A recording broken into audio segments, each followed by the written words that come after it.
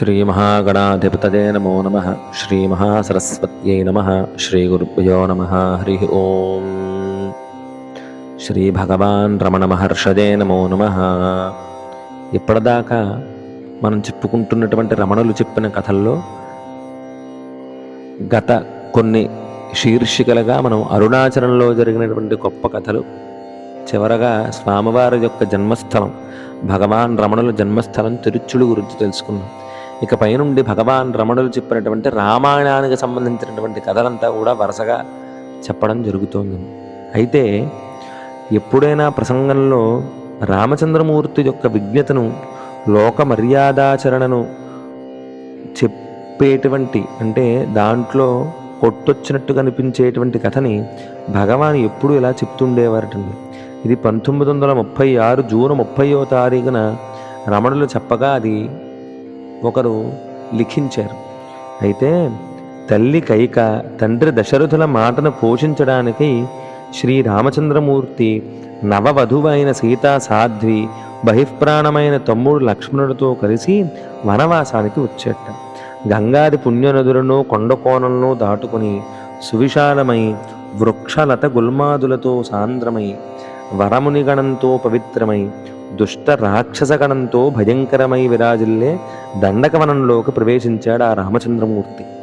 భరద్వాజ, అగస్త్యాది అనేక మహర్షులను సేవించి వారి సూచన మేరకు పంచవటీ క్షేత్రంలో పర్ణశాలను నిర్మించుకొని నివసిస్తున్నాడు ఆ పరంధాముడు.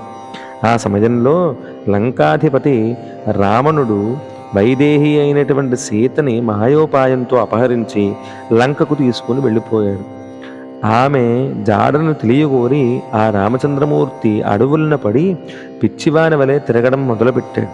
రాజలాంఛనాల స్థానాన్ని ఆక్రమించిన జటావల్కాల ధూళితో నిండి పోషణ లేక శుష్కించిన శరీరంతో దుఃఖంతో దీనావస్థను పొందగా అవతారమూర్తి, జ్ఞానమూర్తి అయిన శ్రీరామచంద్రమూర్తి మూర్తీభవించిన శోకదేవత వలె గోచరిస్తున్నాడు. అదే సమయంలో పార్వతీ పరమేశ్వరులు వనవిహారం చేస్తూ అటువైపుగా వచ్చారట. శ్రీరాముని సమీపించగానే శివుడు భక్త వినమ్రుడై అతడికి అంజలించి ముందుకు వెళ్ళిపోయట. పార్వతీదేవికి ఆశ్చర్యం కలిగింది. శివుణ్ణి ఇలా ప్రశ్నించింది, చూడగా చూడగా మీ ప్రవర్తనం చాలా వింతగా ఉందండి. భార్యను పోగొట్టుకుని దీనుడై సామాన్య సంసార వలె దిక్కుతోచకుండా తిరుగుతూ వివశుడై విలపిస్తున్నాడు అతను. మీరేమో చూడొస్తే జగదీశ్వరులు, అలాంటి భ్రాంతునికి మీరు నమస్కరించడం ఉచితమేనా అని శివుణ్ణి ప్రసన్నతతో అడిగితే ఆయన ఇలా సమాధానం చెప్పేట. శ్రీరాముడంటే ఎవరనుకున్నాం? సృష్టి రక్షకుడైన శ్రీ మహావిష్ణువే దుష్ట శిక్షణ శిష్ట రక్షణార్థం భూపమైన రామచంద్రమూర్తిగా అవతరించిన మహనీయుడు. శ్రీ మహాలక్ష్మి అవతారమైన సీత అయోనిజ, సాధ్వి, పట్టపురాణిగా భోగములను అనుభవించవలసిన స్త్రీ, పతివ్రతా ధర్మంతో భర్తతో వనవాస కష్టాన్ని సంతోషంగా స్వీకరించిన పుణ్యచరిత. అటువంటి ఆమె యొక్క వియోగానికి దుఃఖపడటంలో ఆశ్చర్యమేముంది? అది మానవ మర్యాద. పైగా అతడు తన ప్రజలందరకు ఆదర్శ ప్రభువు.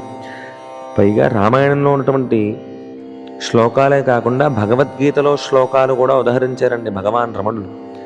యద్యదాచరత శ్రేష్ఠస్తత్తదేవేతరో జనః సజః ప్రమాణం కురుతే లోకస్తదునువర్తతే అని గీతావాక్యం. అంటే పెద్దలు ఆచరించేటువంటి ధర్మాన్ని, ప్రవర్తనను లోకమంతా కూడా ఆదర్శంగా తీసుకుని అలాగే నడుచుకుంటుంది. అందుకనే మనం వెనకాతలు 10 మంది ఉండగానే దుష్టకార్యాలు చేయకూడదండి.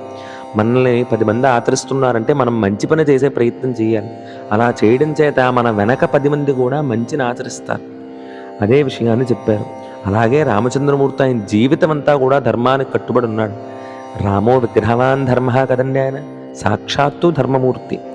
అయితే మన ప్రభువుకు కష్ట నష్టాలు ఎన్ని ఎదురైనా ధర్మాన్ని, ప్రేమను, శీలాన్ని విడవలేదు సరికదా. మనం కూడా ఆయనలా నడుచుకోవాలని ఆయన ప్రజలే కాక యుగ యుగములకు మానవులు స్ఫూర్తిని పొందుతారు. ఇంతకీ అతడు మోహభ్రాంతుడైనాడు అనేది నీ భ్రమ. అవసరమైతే పరీక్షించి ప్రత్యక్షంగా తెలుసుకోవచ్చని సమాధానం చెప్పాడు ఆ పరమేశ్వరుడు.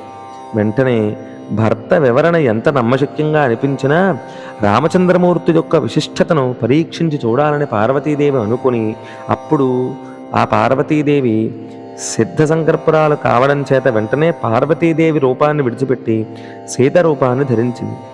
పాపం సీతా సీత అని ప్రతి చోట వెతికేటువంటి ఆ రామచంద్రమూర్తి దగ్గరికి సమీపించింది. అంత దుఃఖంలో కూడా ఉన్న శ్రీరామచంద్రమూర్తి ముఖం ప్రసన్నంగా చేసుకుని, అమ్మా పార్వతి, ఇక్కడికి వచ్చేవేంటి, ఇలా రావటానికి కారణం ఏంటి, పరమశివుడు ఏడమ్మా, ఇదేమిటి నువ్వు సీతవేషాన్ని వేసుకున్నామని ప్రశ్నించేటండి. సిగ్గుపడింది జగన్మాత. తన భర్త చెప్పిన వివరణను స్మరించి ఆ వృత్తాంతమంతా రామునికి చెప్పి, శివుడు నీకు నమస్కరించుట ఏమిటి అనుకున్నాను అన్నీ ఇలా ప్రవర్తించేనయ్యా అని రామచంద్రమూర్తితో అందుటండి. రామభద్రుడు ఇలా అన్నట్ట, నేను విష్ణువును కాన లోకమర్యాదను అనుసరించి శంభుడు నాకు వందనం చేసి ఉండవచ్చు, కానీ సత్యం ఏమిటంటే మనమంతా సదా శివభక్తులమే కదమ్మా. ప్రత్యక్షమైనప్పుడు ఆ పరమాత్మను పూజిస్తాం, పరోక్షంలో ఆ పరమాత్మను స్మరిస్తాం.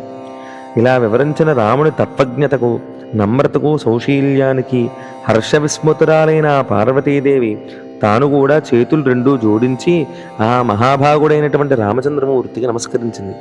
మర్యాద పురుషోత్తముడనేటువంటి బిరుదు ఒక్క రామచంద్రమూర్తికే సత్యంగా వర్తిస్తుందని గ్రహించింది.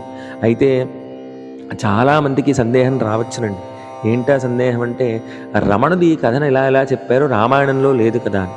ఇది రామాయణంలో లేదు, కానీ మనకి మహానుభావుడైనటువంటి తులసీదాసు రామచరితమానసం అనేటువంటి గ్రంథం, ఆయన రామాయణం రాశారండి. అందులో ఈ కథని సుస్పష్టంగా వివరించారు. ఎవరికైనా దాని ఎంత ఆసక్తి ఉంటే ఒక్క మాట కమెంట్లలో పెట్టండి. తప్పకుండా రామచరితమానసంలో ఉన్నటువంటి కథని ఏదో ఒక రోజు చెప్పేటువంటి ప్రయత్నం చేస్తాను. సర్వం శ్రీ అరుణాచలేశ్వర పరబ్రహ్మార్పణమస్తు.